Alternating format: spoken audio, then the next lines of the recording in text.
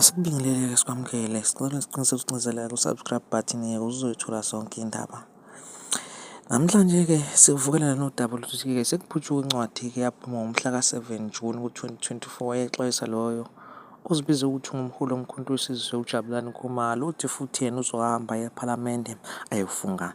Le ncwadi-ke ivela khona ePhalamende yamxwayisa ukuthi-ke akazufungiswa njengelunga lePhalamende ngenxa yokuthi kukhona-ke incwadi asebeyitholile vela kusekretari weqembu lomkhonto wesizwe party exwayisa lona iPhalamende lokuthi umnumzane Jabulani Khumalo akaselona ilungu le-MK Party.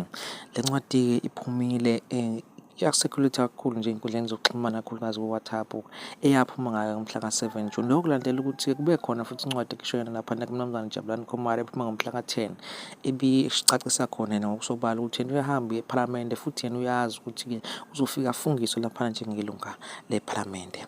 Nayo-ke le ncwadi ivela lapha esiqineni sakho lapho khona-ke Jabulani Khumalo bechaza khona ukuthi yena uyaya ePhalamende futhi yena uzofunga abe ilunga lePhalamende. Ngabe kuthini ukuphawula kwakho ngale confusion ekhandekayo ngaphakathi uJabulani Khumalo nomkhonto wesizwe party? Asihlangane lapha ku-comment section.